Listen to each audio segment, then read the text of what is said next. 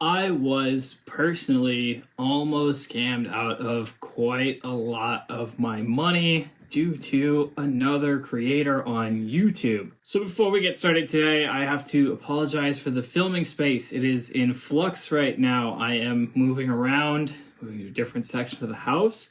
Going to be filming a little different, so I'm still kind of figuring out exactly what this space is going to look like. It's a little bit messy at the moment. Obviously, I got a lot of my workout equipment around here, so maybe some changes in the upcoming videos to make it a little bit nicer for you. But the topic today is the topic of Yada Bank. So for those of you who don't know, Yada Bank is a bank that was basically sort of initially pushed. The idea is that it is a bank where you put in your money and then you get sort of like these little raffle ticket bingo prize drawings. And the idea is that, that then replaces the amount of money that you would be getting from interest on your stored money.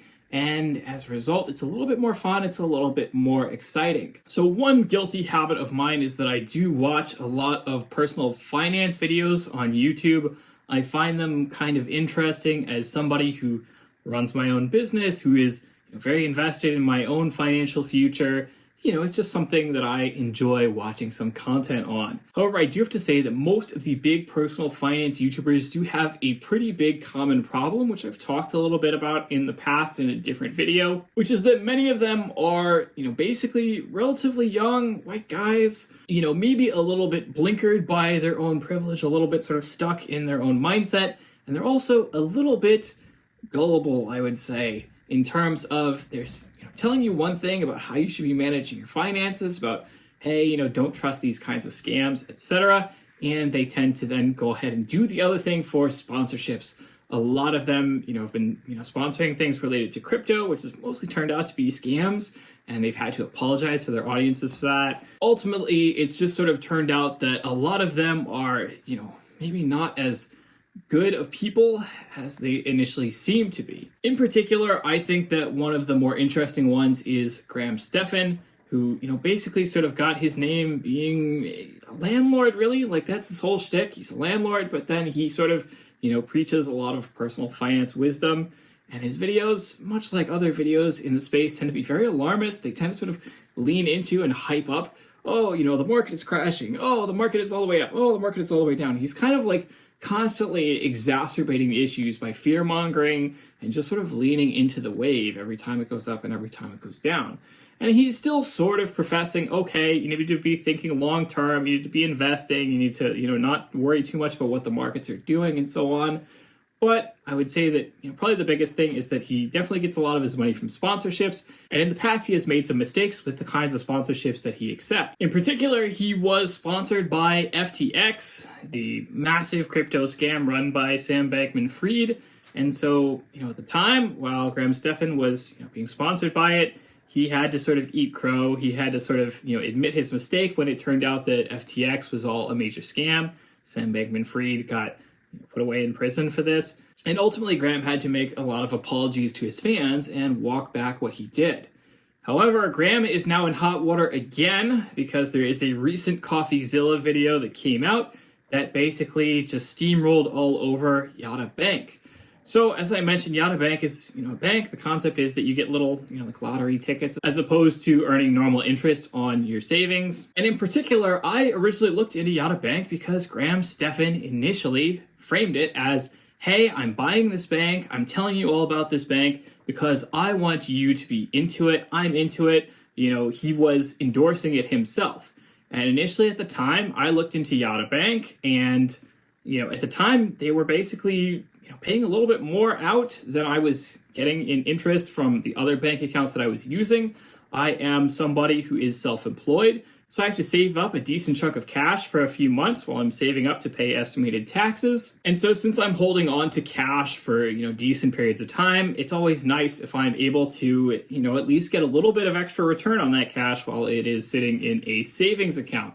So I said, sure, why not? I will put 10, 20 grand in Yada because that is money that I'm holding on to give the government. And it's nice if it makes me a little bit of extra interest here and there. Of course, everything has come crashing down recently as it has turned out that basically Yada Bank has been completely stalled.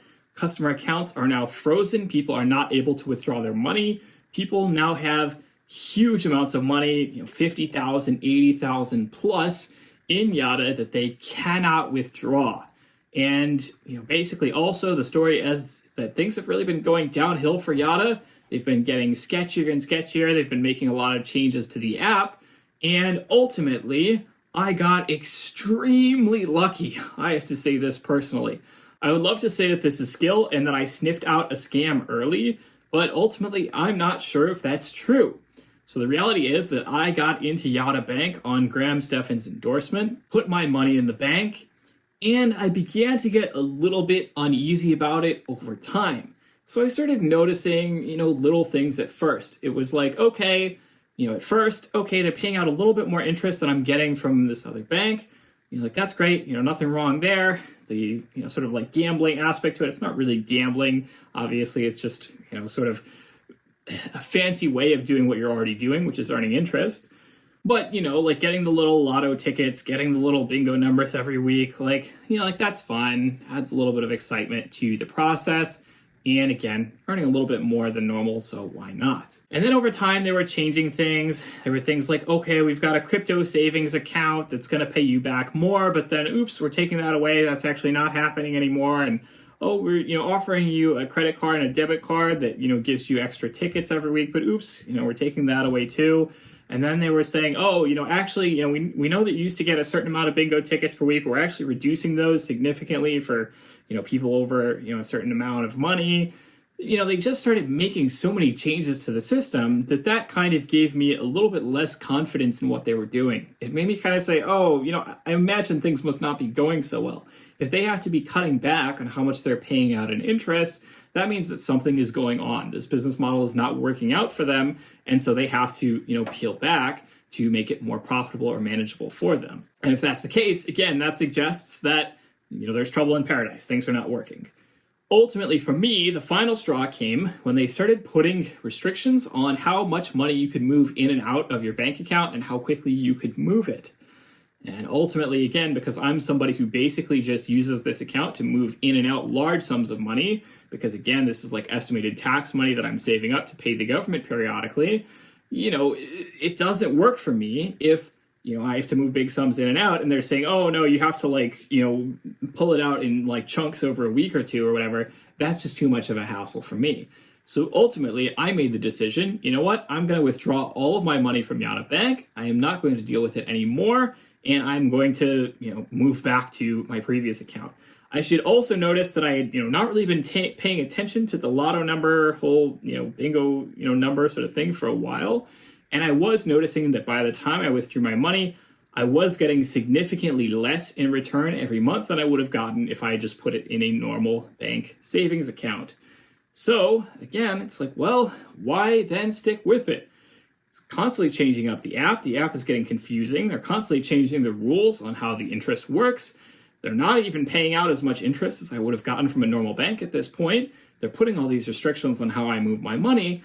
That's not stuff that inspires confidence in me, so I withdrew all my money, I would say about 6 months, a year ago, something like that.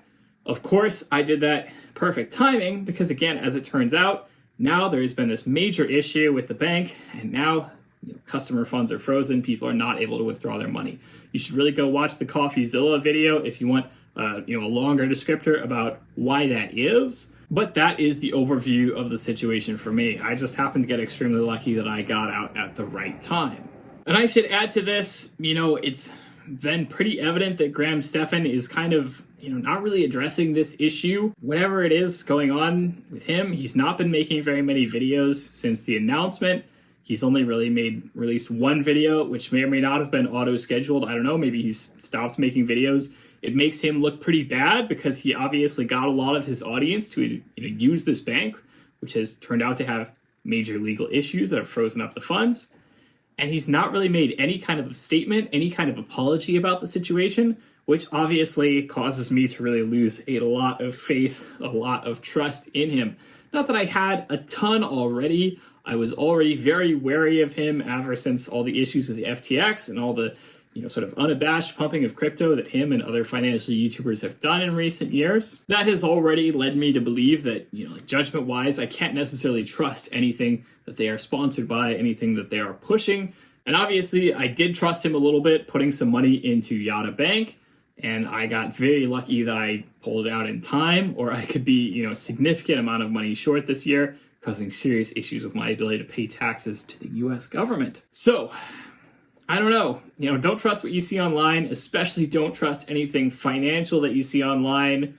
Financial YouTubers, I mean, they always say, hey, this is not financial advice. Maybe you should take them very, very seriously on that. Maybe you should, be highly critical of anything they say.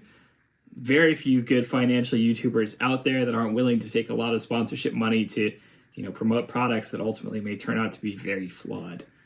Is what it is. So, as always, don't hesitate to like, comment, subscribe. Let me know what you'd like to see in future videos. Comment down below. I will talk to you all next week.